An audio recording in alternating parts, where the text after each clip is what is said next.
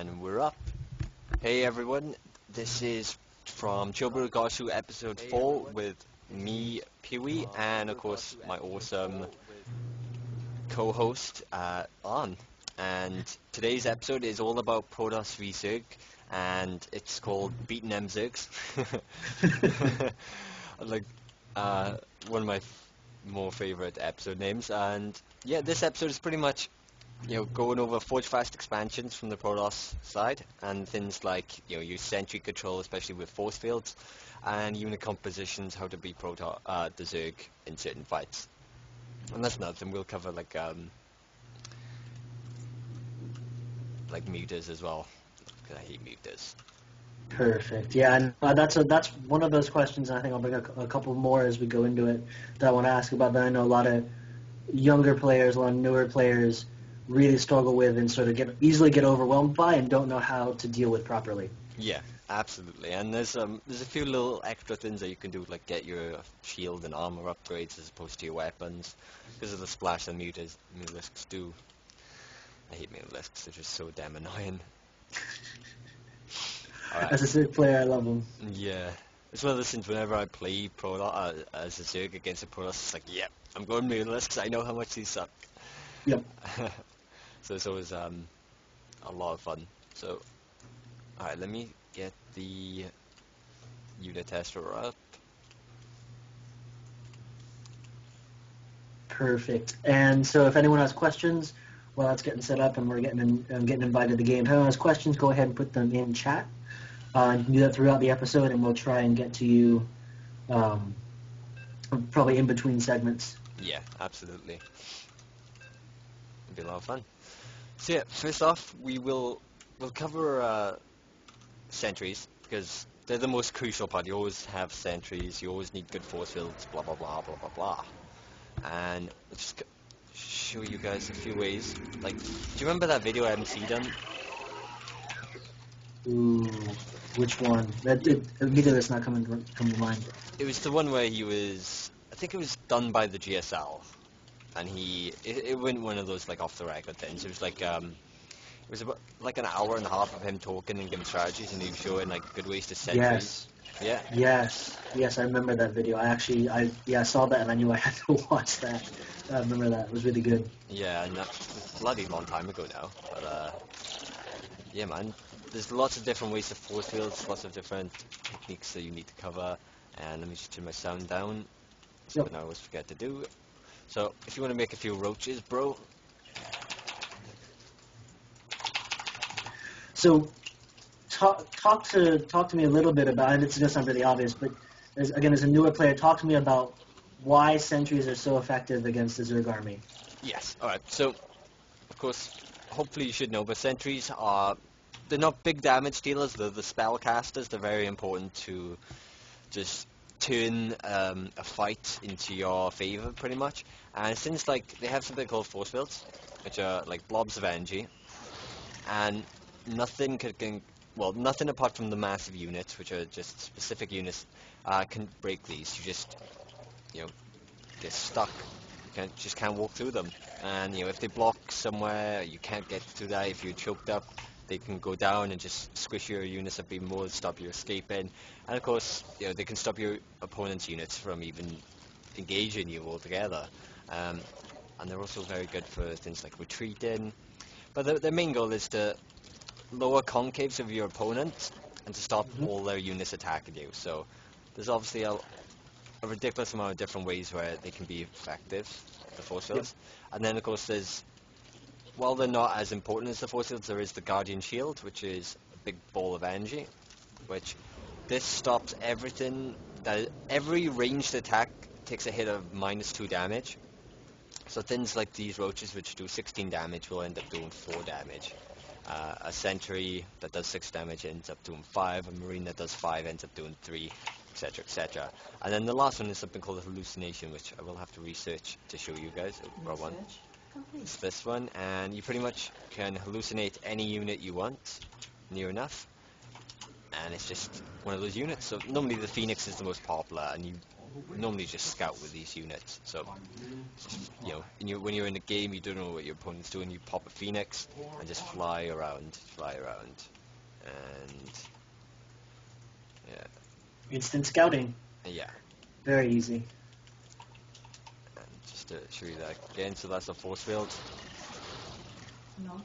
So, Peter, correct me if I'm wrong. The other thing I'm thinking that's really powerful about force fields against the Zerg in particular is that, say, against the Terrans have a lot of ranged units, but at least early on in the game, Zerg, for the ground army, they have roaches, but roaches have really short range, and otherwise they have Zerglings, which are melee. So, if you can physically block them, and separate them from your army, you gain a lot of power. Yeah, that's a good point, especially against Zerglings. Of course, Zerglings are these units down by here. They're melee units, which means they have to be physically touching your units to deal damage. That's just how it goes. And like, if you force field around your units and they can't touch your units, then obviously they're just not going to deal any damage, and you're not going to lose anything. Actually, if you want to bring in some Zerglings with this as well, Yay! and then maybe we'll do a bit of both. Then just just Speedlings or slowlings? Speedlings, good. Cool. So grab a couple more so we can notice a big. Yep. You thinking more roaches, more lings? You have a preference? More lings, please. Cool. Yeah, that should be enough. Alright, so just to give you an example, if I send out one sentry by itself, just if you snap that really quick with some Zerglings. Done. It's like, so you've got to get around it and then boom. And then if you want to get with roaches. Yep. See. So we have ranged and melee units, so, alright, come at me, bro. Right, I'm gonna come at you. I'm ready. You ready? So I've got to pretty much, for the viewers, I got to stop these Zerglings getting onto my sentries, and then I got to stop the roaches from getting in range. I'm coming. I'm ready. Going. Oh. Lots of force fields. Of course, you never really have sentries just by themselves, so this is eventually not going to work out so well. Right. The force fields definitely don't last forever. Yeah, and sentries don't deal that much damage as a whole anyway, so they're not units that you build for just attack. And that was just an example of how you can keep your sentries alive for a lot longer. So I build quite a few more sentries, and if you want to build more roaches, we'll just go for pure roaches now. Whoops. Oh, you just killed everything, nice. Build them roaches. I can get 3 larvae at a time. Oh well. Speed roach or slow roach? You can go for speed if you want. Alright, so we have a lot of sentries here. Alright, you can come attack me now. If you're wondering, guys, sentries have a range 5, roaches have a range 4. So technically I can outrange him if I get really good force field, so. Ready? Yep. Going.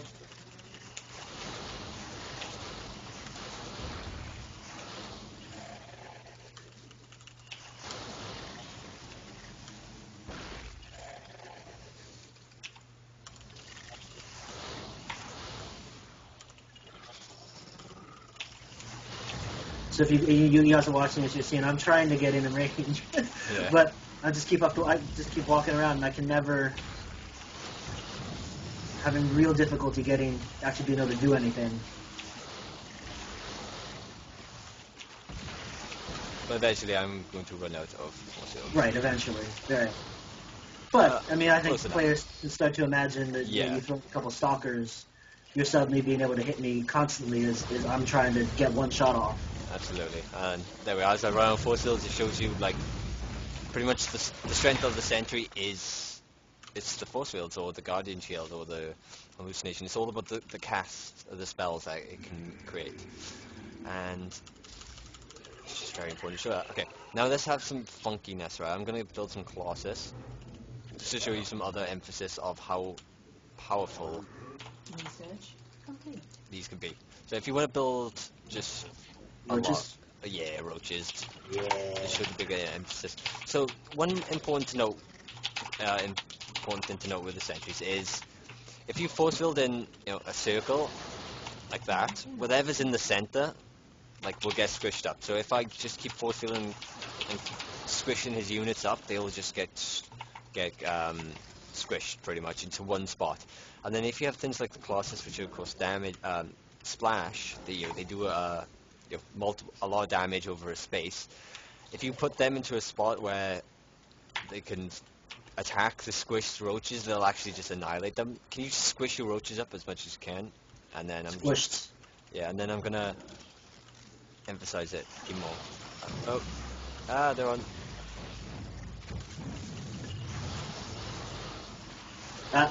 No, they got out. That did not work as well at all. Hold on. Yep, reset it. Here we go. Build some. Yeah, let me do it slightly.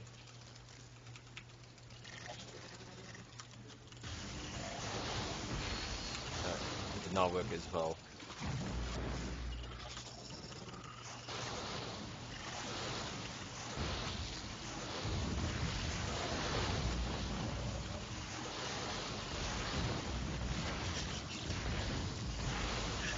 So, Terror the Sentries. no, this isn't working at all. But if I do have a. Ah, there were.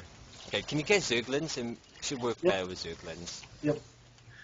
One of the other things for people to keep in mind is that, and you've talked about this several times before, this is, when you're doing a unit tester, it's a very, it's an isolated environment, and that when you're actually playing, you've got terrain that you can also use. You can, exactly. You can use the walls, you can use the ramps as ways to strengthen, your force fields and have to use less. Right. Yeah.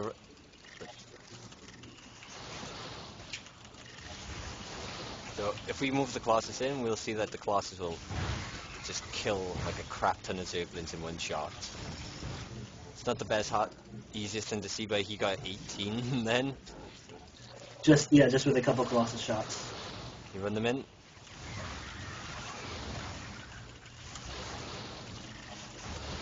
So we'll just see the Colossus just annihilates a crap ton of them. It's not exactly easy to see, but there's just a good example of ways to do it. And then there's other ways of doing it. Alright, if you just want to build some roaches and stuff like that, this is I'd say this applies more to real games because of terrain and stuff like that, and there's always an advantage within the game, whereas in here it's a lot more even. Alright, so we have if you just want to bring roaches, say. Just roaches? Yeah. Alright, so imagine now that you're on a ramp, which is from there to about that. You try to move past. If I put a force field down before you get close, then it narrows the gap, and then every time you get close, I can get a couple. And if you watch that video with MC, these are go away force fields or trap them force fields. And it's you just you throw it down like that, and then you just trap them. Yep, it's really, if you get a Zerg who tries to go up your ramp and is overly aggressive, and you're able to get those force fields down, you can, same with a Terran, in a lot of circumstances, you can cut that army in half. Exactly. And then suddenly it's your whole army versus half of their army. Yeah, and then if we want to add in things if you have Immortals, for example, and you just want to kill your opponent's army, you can just do something like this if you A-move towards me. A-move it? Yeah. Just trap all your opponent's roaches. That's a lot of force fields. You just da da da da da da. You put them in chokes so they just die pretty much. Of course, without sentries, or with only sentries, you're not able to see this.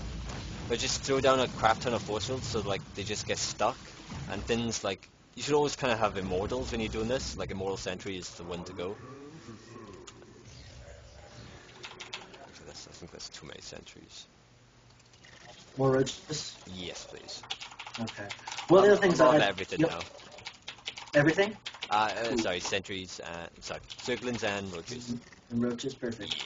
One of the other things I wanted to mention real quick, in addition to what you're saying, is that I know a lot of friends of mine who are still new to the game or fairly low level, they hear, they'd watch something like this and they say, well, yeah, the sentry's really good, and I see that, but it still seems too difficult to use. And while, because there's like this, I think there's a fear among some newer players of like caster units just being too micro-intensive. Yeah.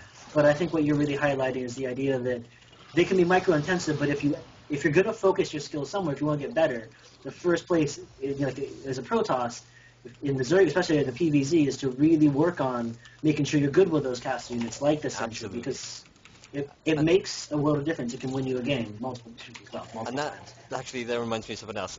For those wondering, you can cast force fields 2 different ways. Normally, you click once every time you want a force field. So, like, for me, it's Z, so it's just Z. You just kill them. Or you can shift kill them. So you click Z, shift, and do it like that. But So when you say when you say the shift click, that means you click the keyboard button. You click for me, I guess it's F, but you said Z. So you hit the keyboard button once, then shift, and then you just mouse click the other times. Do you want force fields? Okay, cool. Pretty much. So if we grab a lot of them, like I'll shift click and then just ready. Yep. See, that's what it looks like if I just shift click. I don't have to press it once. But that can be a bit fidgety because, like, if you're further past the point of when you force field, if you don't, like, so, I can only force field to this point. Whereas if I want to force field, like, you can't see this on. If I want to force field past this part, it obviously has to move. If I shift that, it'll do it, and if I queue any other commands, it'll delay it. So you have to be very careful that you don't. Okay. So you need to really know your range. Yeah. Okay. So I'm just gonna rebuild that so I have some more. Yep. Every time we talk, I'm constantly amazed by how much knowledge you need to know. Yeah. And how much knowledge, even the more you play, there's a lot of this knowledge that just gets cemented in your brain, whether you want it to be there or not. You don't even think about it. But when you're first picking up that game, there are a lot of things like the sentry range. The best way to do it is just to keep practicing and just do it. Speaking of which, do you have that one where it shows you the circle, the radius of your spellcaster? Do you have that? That's set. Pretty sure I do. 99% sure. Because that's really important as well. It's like the same with High Templars. If you make a High Templar and you want to feedback something, it shows you how far you can feedback, which is really important.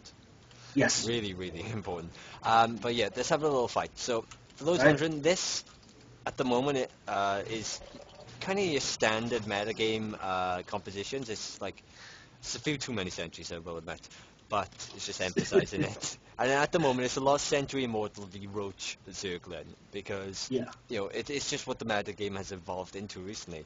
And yeah, alright, let's do this. And you'll see, like, the difference. Sentries will force field them away, and the Immortals will annihilate them, especially the Roaches.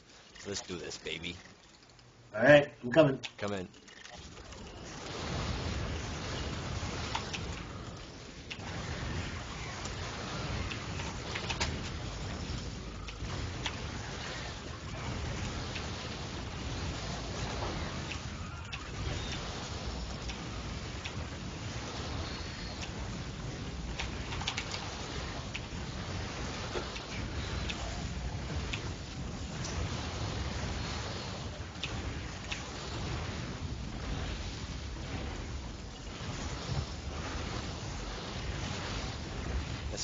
Still have okay, now I write out force fields. Yeah. So, can you roughly build the same type of army you just had? It's gonna be hard to own it.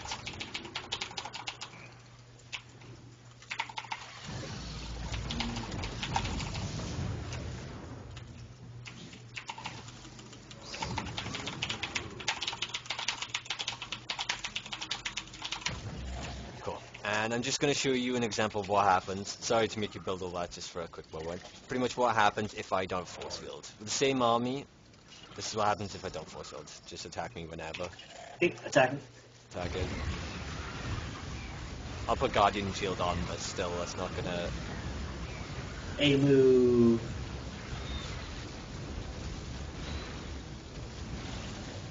Once the Immortals die, then we'll notice that the sentries just die like crazy. Right, they crumble. Yep. And that that look like roughly the same army. So you could see like the emphasis on things like the force fields from the sentries.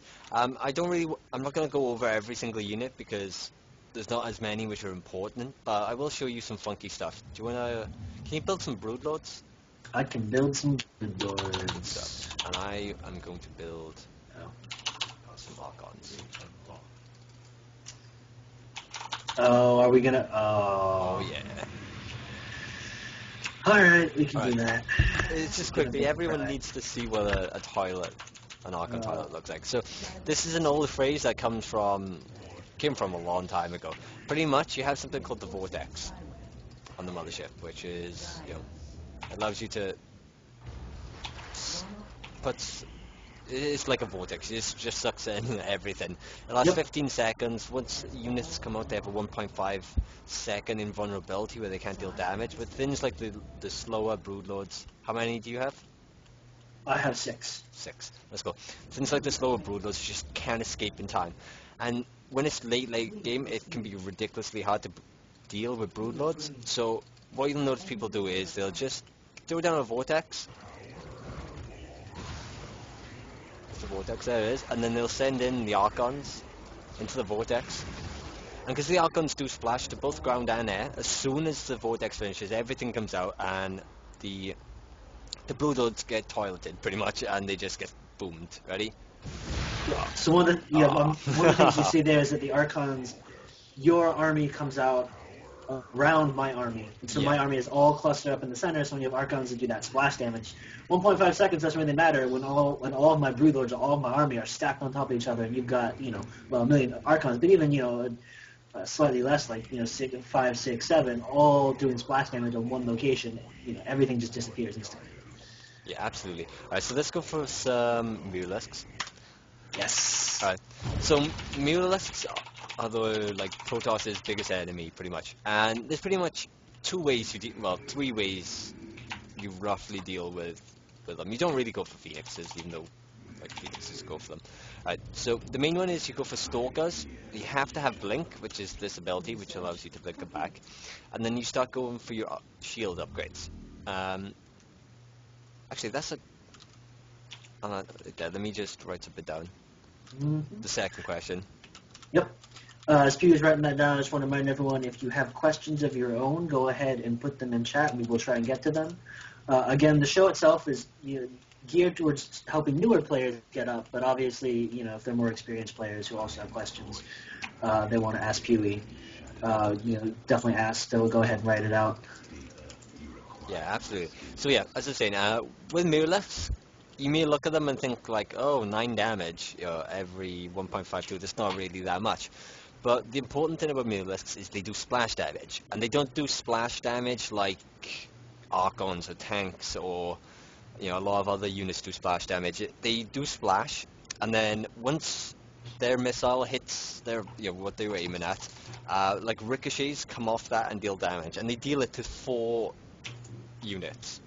And it's actually quite a lot of damage. I won't say it exactly, but it's 9, 3, and then blah blah and then blah.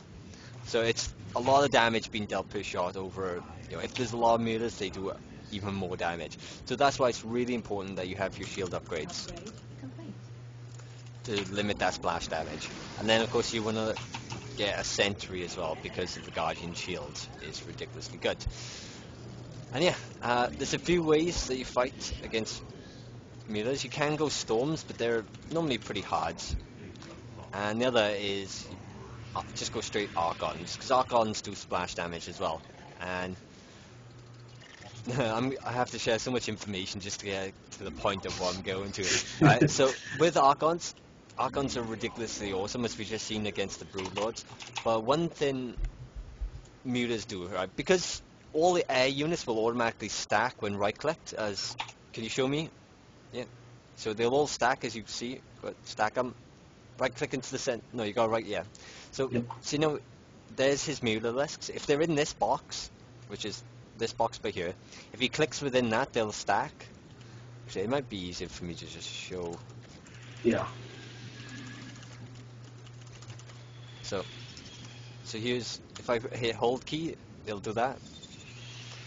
Right, so that's what they look like. If I click within these, they'll move like that and bulk up. Which, if you hit them with a splash shot like that, can you Archon?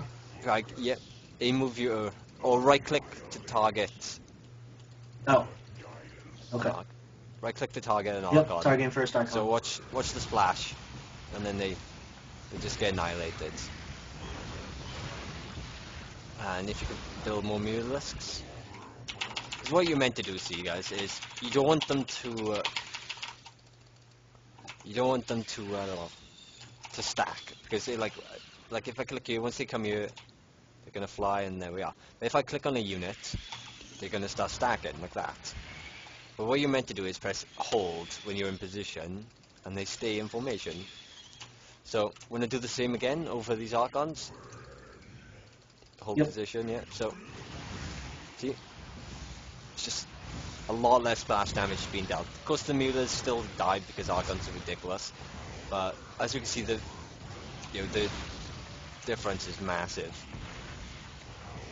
One muta is getting shot at a time as opposed to X amount of mutas.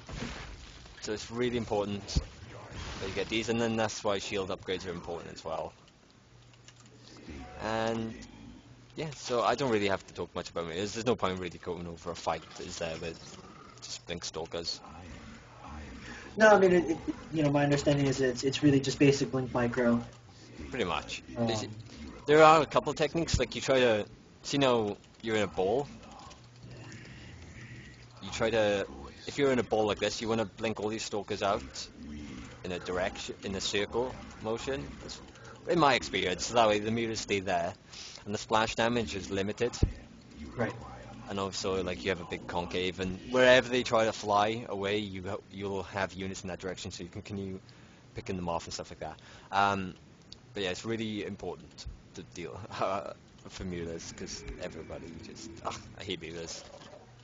And yeah, can you think of any other ways, any other important micro tips we need to cover? Oh. Not really, is No, I mean the Archon toilet I think is a big one. It's one of those things where when I think for a lot of newer players, games end pretty early. But for games that start to go along, you can start. I think a lot of players start to go, well, where do I go next? What do I do? And the Archon toilet, getting that mothership, getting that Stargate to the fleet beacon to the mothership, getting Templar Archive going for that mothership Archon combination is just really, really strong in the late game and fairly easy to execute. That's actually a solid point, because like a lot of people don't know. It's kind of like, it's pretty much how to close out the game. You can be a base over your opponent, you can be two bases over your opponent, but if they have broodlord infesting, you're having a very hard time, even though your army is superior, or your economy and everything else is superior. You may just have a hard time closing it off, and it's things like the blink, the Archon Tyler, which will pretty much close it down and allow you to finish your opponent off. What are you doing? I'm just practicing blink micros. You're talking. Blink micro is important. It is very important. But one of those, so again, even like with the blink micro and Zerg, you're talking about that small little change. You're not just blinking backwards or blinking away. You're blinking around, just basically surrounding the meters, blinking in a circle. So Yeah, you're that's, reducing that AoE damage. in my opinion, like, that seems like the best way to go about doing it. Because I just learned that myself. I would say that seems like the best way to deal with a big ball of mirrors if you're forced to fight them. Like, because there's no point Right. having blink and not blinking away. Right. But if you blink in the circle of motion and say they stay in the center, it seems like you attack every muta, and then like every muta is not really attacking the same stalker unless he's physically controlling it or target firing. And then of course, if he goes to blink away, or sorry, fly away, you'll have stalkers in the direction he's going to go, and then of course you have an extra round of shots, and the blink helps. So it just seems like the best way, in my opinion. Yep. And also, while we're not going to unit test it here, get lots of cannons when you see mirror lists. Not because cannons are like good against them. If you have a lot of cannons, you'll obviously have a better chance of surviving. But they're a good way to kill time for the mutas while your units are coming. Okay. Yep. Which, you're a Zerg, so you will appreciate that. Yes, I will. I mean, so yeah, definitely as a Zerg, I can still go through. If I have enough meters, obviously I'll go through cannons, but it Yeah, delays me. exactly. You've got to go for the cannons first, Yep. pretty much. And normally, like in masters, you have like I don't know. I like to go for a lot of cannon. I normally have 4 cannons per base by my minerals if I see mirrors, which is quite a chunk. There's a But lot of money. Yeah. it's better than losing just like 12 harvesters. I'm trying to think of there any other things that I can think of. Not that I Yeah. believe that are super important. We pretty much covered all the micro tips. And while we didn't cover it exactly, force fields against banelands are very important. Yes. I was Yes. going through the Zerg buildings, just in the banelanders. I'm like, yeah, banelands. Of course, everyone should kind of know them. Can you build some banelands actually? Yep. I Can I guess. put speed bang? Oh yeah. Yes. Perfect. My favorite.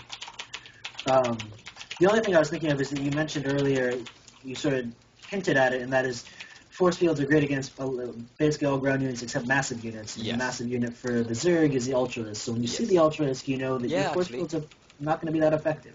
No, actually, if you want, we'll go through banelands now with baneland speed, and then we'll go through banelands with an ultra. Yeah. Yeah. Which is always pretty Talking fun. talking my kind of style now. Yeah. And yeah, like I can't comprehend how important it is to have good force fields and good sentry control and all this stuff. Give me just pure Bane. Oh, pure Bane? Oh, Pure perfect. Bane. Just have more fun. Oh, I There we wish are. Bane's morphed this fast normally. I know, right? Alright, so just come at me, bro. So, Banelands are suicidal units that explode, so you can't let them touch your units. Or that happens.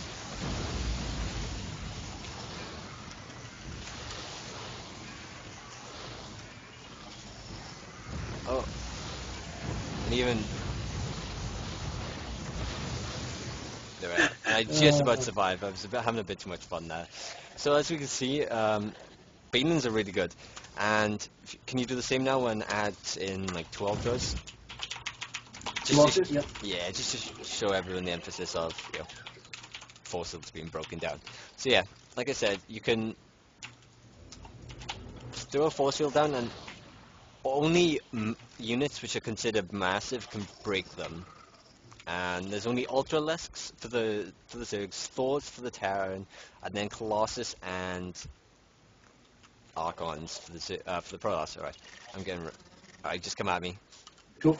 So force fields, no units are coming past there, and then oh no, oh no, oh no, and wow, that was ridiculously easy, wasn't it? Yes, So yeah, it was. so there's an emphasis of being good. You try to target your own ultra. I tell you what's really important though is sometimes you'll have your opponents will they'll have like a lot of units. They'll have the ultras and they'll lead with the ultras to break Yep. down the force fields. And sometimes like everything gets kind of clogged up, and you sometimes you'll force field directly behind your ultras, and if you do that, Right. everything behind the ultra will be force fielded out, and the ultras just carry on. And if that happens, then everything you all you have to do is deal with the ultras. And there's other times where if you lead with, say, roaches with an ultra, the ultras are behind the roaches. The roaches will stack in front, and the ultra can't get through to pop the force field, which is really important because if you get the perfect force fields against that, it allows you to be that more competent. What are you doing? Well, the other question I had, I wanted to ask real quick. I don't know whether it's something we could address now, or maybe it's something better saved for a more advanced episode. But I know one of the things that you sort of showcased is the idea of the Protoss Death Ball or variants thereof. This group of really strong units that move out together. But when you are dealing with a Zerg who's got fungals, is there any particular way you can avoid getting completely locked down? I'm thinking like, for example, the traditional Stop Stalker yourself Colossus. So you just need to make sure you spread out Pretty ahead of much. time. Okay. For those who don't know, if we're talking about late game armies, let's say we have Yeah. a Colossus, a couple of Colossus, maybe even some Void and then a lot of gateway units. So pretend this is quite an expensive army. So everything, like all these units, have a real high tendency to stack. Because you have the ground units, which the Colossus can walk over, and then you have all the air units, which stack over each other. So, like, if you wanna, like, I'll keep moving so I don't attack. But if you wanna try and fungal me, so people can see, if I stack up, it's just like a ridiculous amount of damage gets dealt.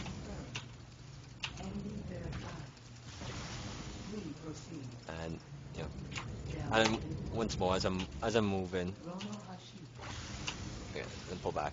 So as you can see, like nearly half, pretty much about that much of my army got caught then, which is ridiculous amount. But yeah, you pretty much have to spread and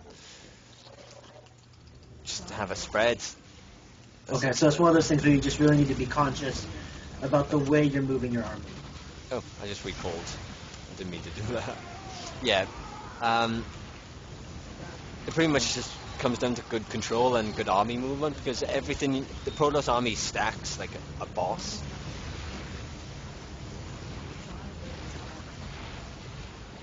No, my mothership. Aha, the mama ship went down. Yeah, Okay. there's nothing ridiculously special you can do to save yourself like, from infestors, really. Right.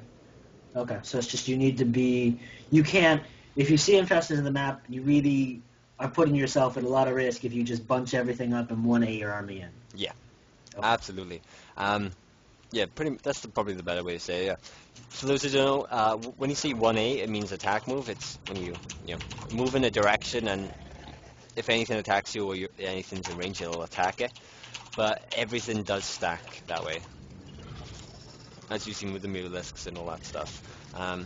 Wait, hydras? Hydras. Hydras. Oh god. Hydras. V Colossus.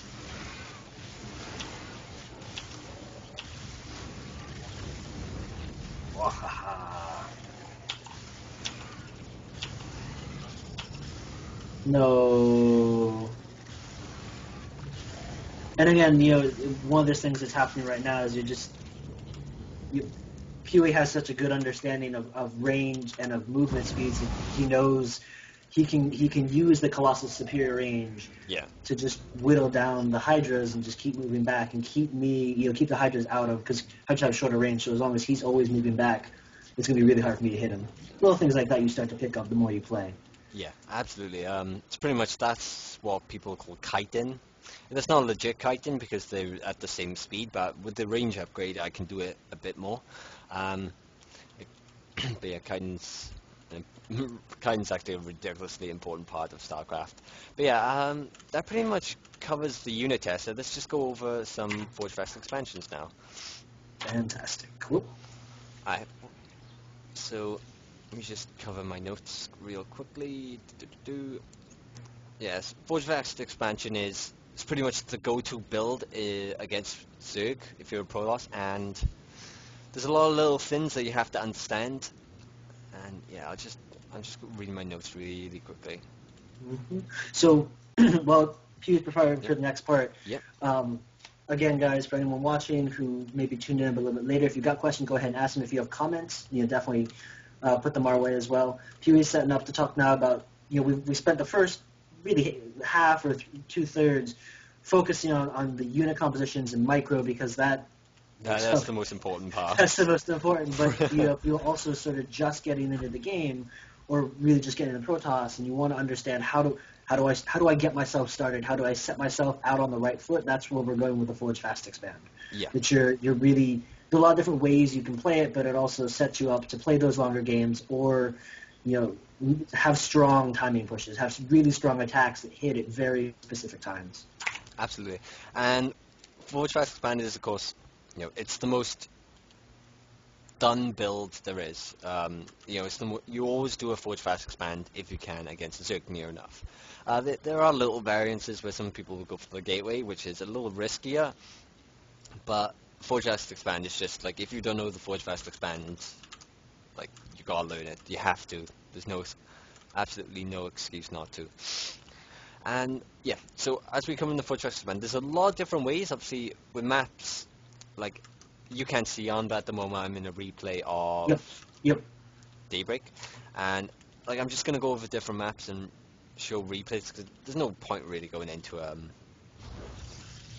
Yep, I am watching with everybody else. I am an audience member now, watching the stream. And yeah, so there's a few keynotes with Forge Fan. First off, you never really want your first pylon part of the wall, because if something like an early pool comes like that, you can lose the pylon. I won't cover. No, I won't cover at the moment what to do if a 6 pool happens. Yeah, so you have your pylon. You kind of always want it in the center, because that way you can wall off this way and this way. And yeah, so I have my pylon. I go for the... Yeah, okay, this guy didn't really pull me. Go for the forge right next to that, and you pretty much just want to, obviously, you create a wall with your buildings, and then...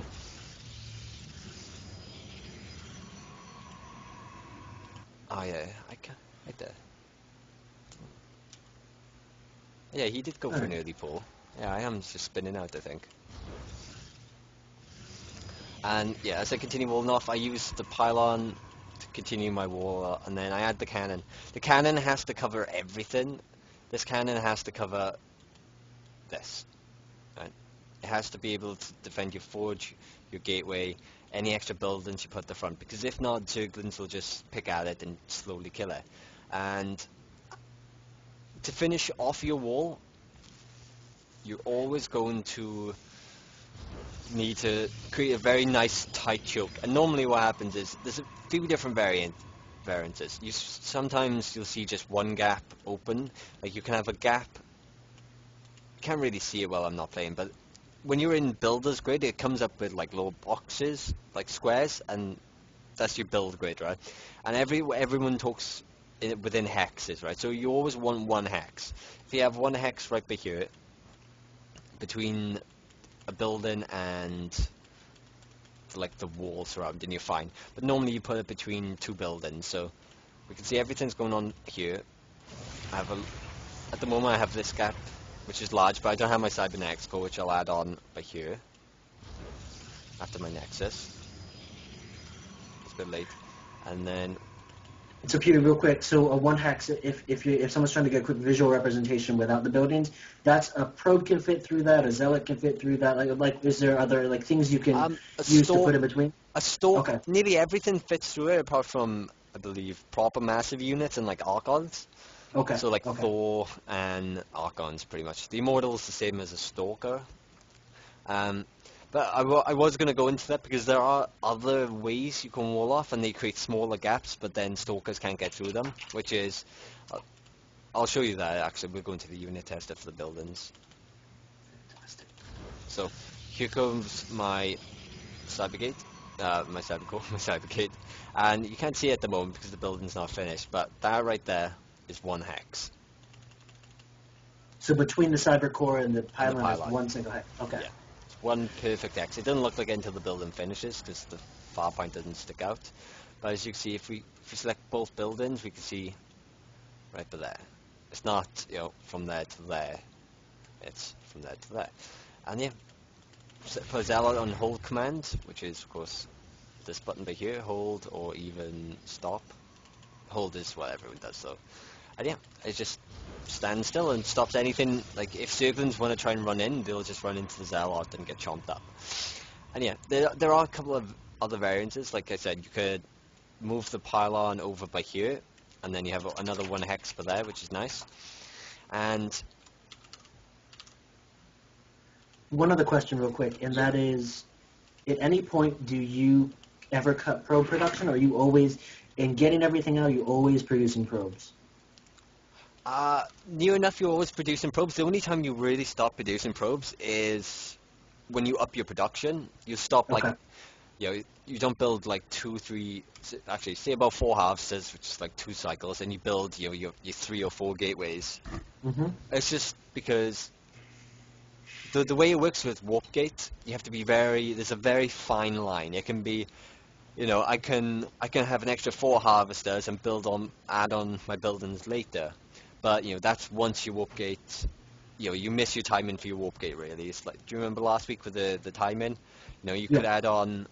You could stop your probes and add on 3 gateways at like 95 seconds into your warp gate, or you can have those 4 harvesters and add them at about 130 sorry, 130 seconds into your warp gate, like 30 seconds later, and that's a big difference. That's like you normally want your gateways to finish around when your warp gate does, so you can just have your units warp in straight away, and it's much more important sometimes to have your like it's really strange. You can have like you could build say 2 units out of 2 gateways, and have 2 units, and then once another 2 come in, and you have 4 units. Or you could not build those 2 units, build 2 more buildings, and then in the same amount of time, when the 4 buildings are done, you have 4 warp-ins, which kind of works out the same. And it's like there's a lot of different variances. I'm trying. I can't really word it properly actually, but there is a benefit, and there's a weakness and a benefit to having it earlier or later. If you don't cut probes, normally you'll always just cut harvesters so you know you're safe, and then once you have your production, you carry on building your harvesters. I think that's probably the better way to say it. Right. And I don't know how this game is PvP. 1 second. Yeah, there's a Protoss on my own. I want to show someone a map on Shakira's Plateau with the Zerg. Shakira's Plateau has like the most boss of bosses for its wall off. And this game actually someone 6-pulled me. So this is like I'm pretty sure I held this like an absolute. Oh no, this this is the wrong one. This guy actually didn't realize he had started the game, so he's just like chilling for about half hour. Oh, whoops. Yeah. And you were doing your own thing. You were. Yeah. Very nice. Doing my own thing. So is there? But every map is a little bit arranged a little bit differently. That natural is that positioning and it's always never quite the same. Is there any general rule you can go by? I think you were sort of talking about you want to keep the pylon out of the wall so that you always have a power source, and you want to go forge, and then you want to go gateway, and you want to have a cannon that covers the entire area. Yes. But other than that, is just sort of playing with each map specifically and learning. Pretty much. It is, it takes a bit of practice. It takes a lot of getting used to exactly what's going on. And, okay, I don't think this is the game I was on about. But,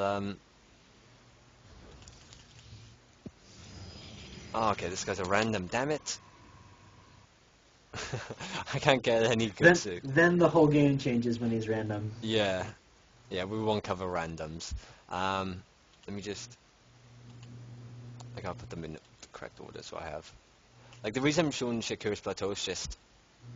Everybody knows it as having... It's just ridiculously easy to wall in on. Right.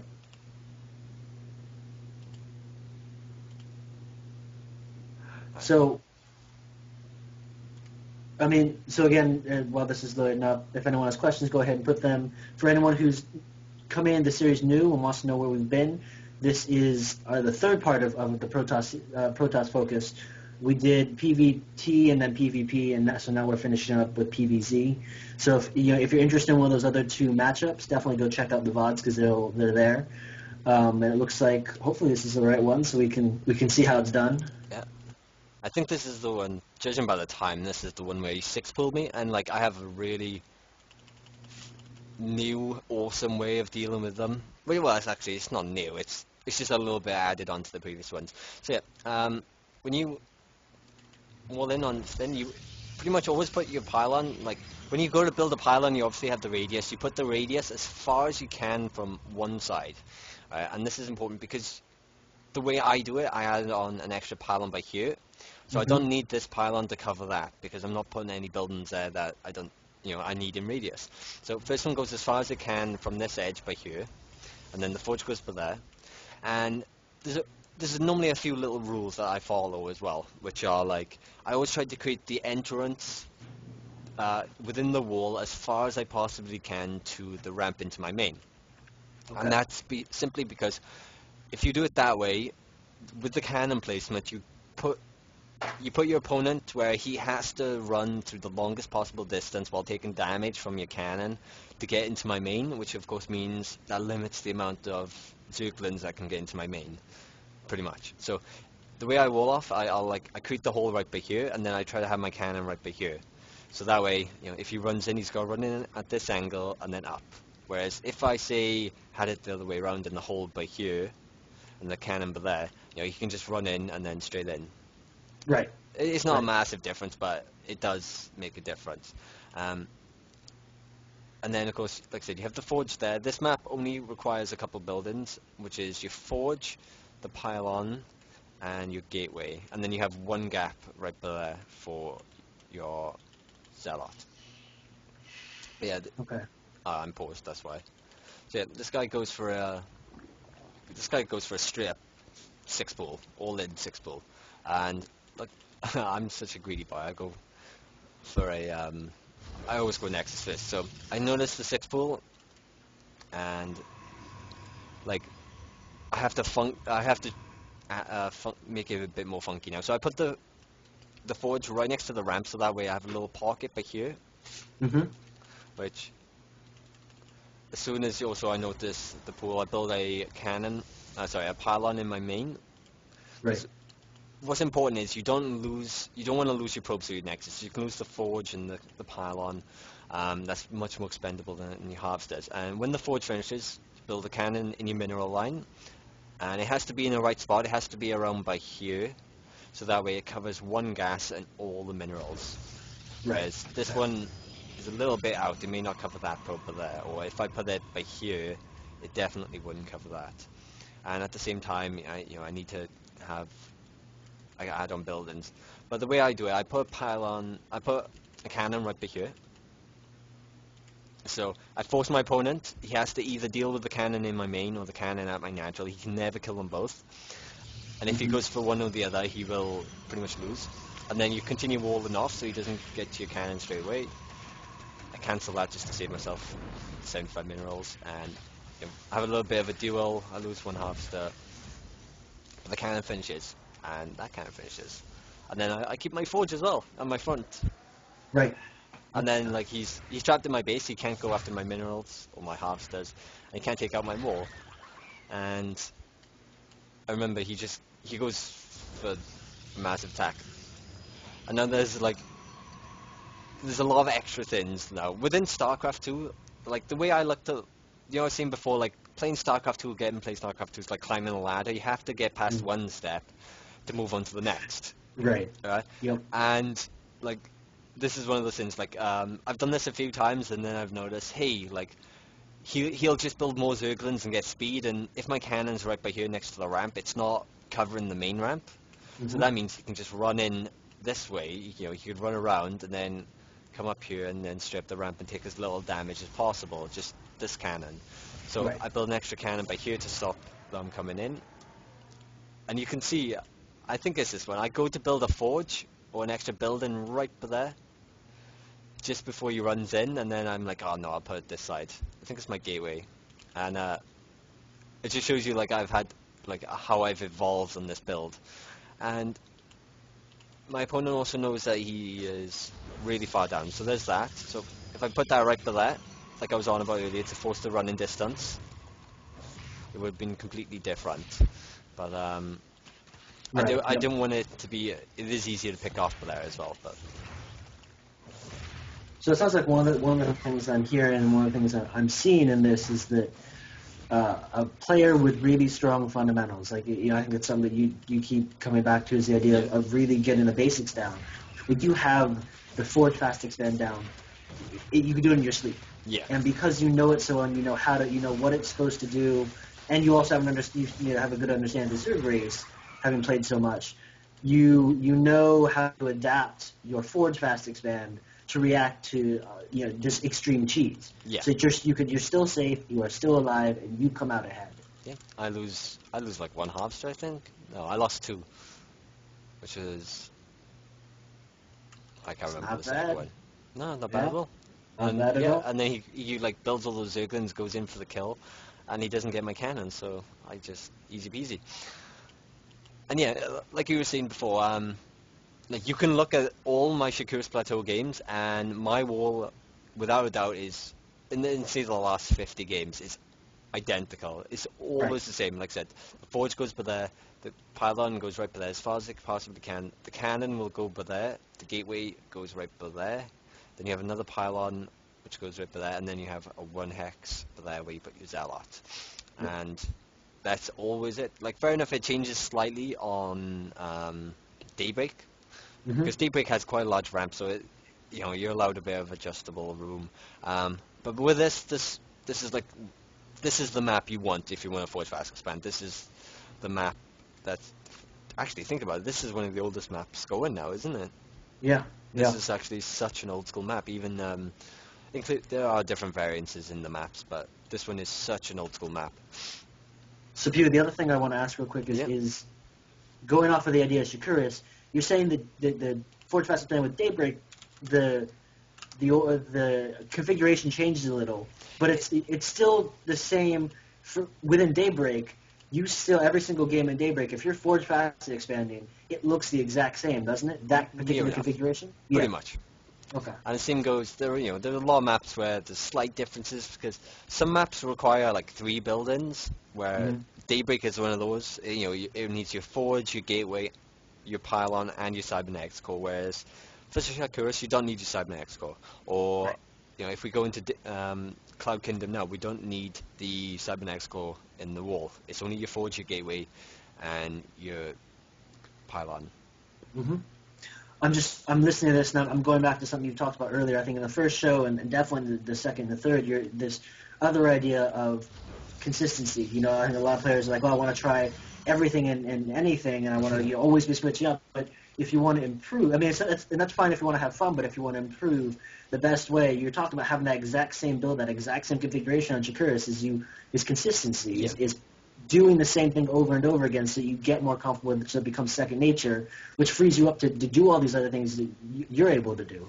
Yeah, absolutely. And when you look at it that way as well, it's things like you have, fair enough, muscle memory doesn't really apply, but being fast and doing things on the keyboard is part of your muscle memory, hitting the right buttons or, instinctively, for me, pressing 5, like QQQ to build probes. Like, it's just instinctive. And same thing kind of applies to your Fortress Expand. Sometimes, like, it's getting to the point now where like I'll be in a daze thinking to myself, and then I look at the game and be like, "Holy crap! I've done my wall perfectly," without even realizing it. I literally like that happens so often, especially the standard matchups like against Protoss where I get my gas, my Coda boost, everything goes perfect, and then I'll realize like I haven't even been paying attention, and yeah, like also another thing going on for your point is there is a Mhm. better way to do things. There are better ways as opposed to bad ways of doing things, and Right. obviously, if you do something right, you want to consistently always do it right because that's Hmm. obviously the better thing to be doing. But let me just go over this replay really quick, and then we will. Oh, okay, this isn't actually a legit game. My wall stays the same, but I hate the Zergs that do this. I love to do this so Oh, much. mate, I don't lose if you do this. It's just a pain in my butt. That's all. But like the timings work out perfectly because what Zergs normally do, they build a queen, don't they? Yep. And once again, this is, talking about the step and ladders because, like, StarCraft is kind of in a sense this trial and error game. It's like once you like do something a few times, you learn like this is the correct way to do it, and then there's just the next layer on top of Hmm. it, which you have to learn to defend. And like for example, this case here, right? So the Zerg has gone for a hatchery at my natural to stop me expanding. So at first I'm like, okay, I gotta stop the Zerg doing this, which is like or I gotta kill it so I can take my natural. And in lower leagues, that's all that goes on. But in higher leagues, this Zerg will build a queen, and he'll try and get a creep tumor out to stop me taking my expansion altogether. So that's why this pylon has been thrown down. Because so I went forge gateway, pylon, and then I add on another cannon right by here to make sure my wall is covered, and then I add another one on to make sure I get any units that pop out of the hatch and try to run up behind. And then I throw down the gateway because if the queen does get out and does lay a creep tomb, I have to kill it with a zealot. The queen won't, no one's gonna lay down a creep tomb in range of a cannon because that'll kill it. So Right. in this, like I remember watching it online. I can't remember who was playing, but the creep tumor was laid down between like two mineral lines, and the queen laid on it, so the zealot couldn't get through the queen to get it. So I'll always, so like, as we see the evolution of this build, like including the pylon placement, like I continue my wall off, which is perfect. I have the two cannons right there, so it starts dying really fast. The queen isn't being produced from this, so that's okay. Like, I chrono boost the crap out of my zealot. Like, I don't know if there's a queen in production, so as the hatch is starting to die, I bring my zealot further back to the spot where a creep tumor would be thrown down. And just... Okay, even though he does get a nice round, he goes to my probe. And it's just... Like, I've done this and completely held off the hatchery and the queen and killed the queen. I also built a pylon at my opponent's naturals to stop him expanding, but he brought down like 5 harvesters, so I couldn't build a cannon. Right. And I remember, like, I played this guy twice in a row, and it was both wacky games each time. It was the same map as well. I played him, and then I played him again in the same map, and it was just a bit wacky. But yeah, so looking at the wall kind of applies. We can move this forge a little bit back if we want. We can move the gateway forward, but they're all in line. And then pylon goes right by there, and then we have a 1 hex spot right by there to defend. Perfect. These last 2 games I actually really like that they're being shown, because obviously they're advanced level games with unusual tactics, but even then in both games you're sort of showcasing this idea that I think a lot of newer players, it's really easy to lose to a cheese like a 6 pool or a proxy hatch and say, well, then the forge expand just doesn't work.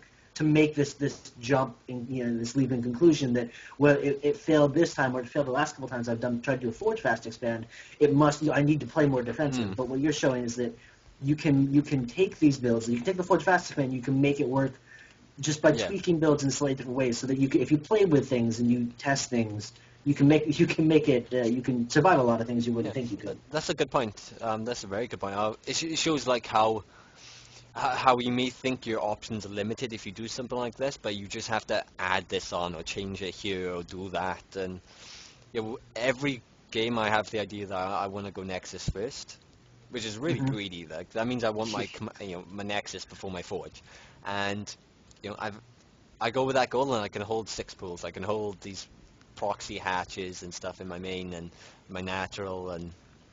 Yeah, well, it's one of the things that comes from consistency, that in doing the same build and getting that same pattern so it becomes automatic. One of the other things you can do is if you decide, you said, I want to go Nexus first. Well, if you're always going Nexus first, eventually you're going to encounter basically everything you can think of. Yeah.